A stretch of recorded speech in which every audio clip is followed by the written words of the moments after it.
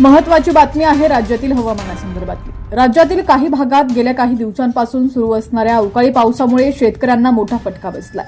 यवतमाळसह अनेक ठिकाणी शेतकऱ्यांचं नुकसान झालंय, तर आता पुन्हा एकदा राज्यात अवकाळी पावसाची शक्यता वर्तवण्यात आलेली आहे। हवामान विभागाने दिलेल्या माहितीनुसार राज्यातील काही भागात वादळी वाऱ्यासह पावसाची शक्यता आहे। बातमी सविस्तर पाहूयात, पण त्याआधी तुम्ही जर चॅनलला सबस्क्राइब केलं नसेल, फॉलो केलं नसेल तर नक्की करा, जेणेकरून आमचे अपडेट्स लवकरात लवकर तुमच्यापर्यंत पोहोचतील। हवामान विभागाने दिलेल्या माहितीनुसार आज विदर्भातील यवतमाळ, चंद्रपूरसह इतर काही भागात वादळी वाऱ्यासह पावसाची शक्यता आहे।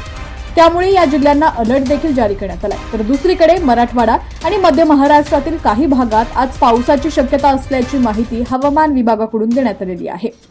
यवतमाळ जिल्ह्यात आजपासून पुढील 2 दिवस पावसाची शक्यता हवामान विभागानं वर्तवली असल्यानं शेतकऱ्यांनी दक्षता घ्यावी असं आवाहन जिल्हा प्रशासनाकडून करण्यात आलंय।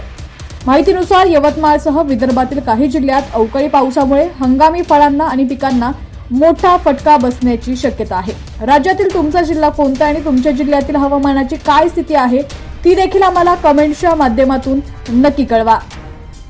सध्या भारतीय हवामान खात्याच्या अंदाजानुसार आज मध्य महाराष्ट्र, मराठवाडा आणि विदर्भातील काही भागात अवकाळी पाऊस आणि गारपीट सुद्धा होण्याची शक्यता वर्तवण्यात आलेली असून त्या पार्श्वभूमीवर पावसाचा येलो अलर्ट जारी करण्यात आला।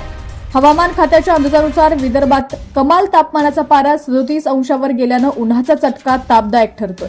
अशातच मराठवाडा, मध्य महाराष्ट्रासह राज्यात तुरळक ठिकाणी अवकाळी पाऊस गारपिटीने हजेरी लावली। आज विदर्भातील यवतमाळ, चंद्रपूर इथं वादळी पावसाची शक्यता असल्यानं सतर्कतेचा इशारा देण्यात आलाय।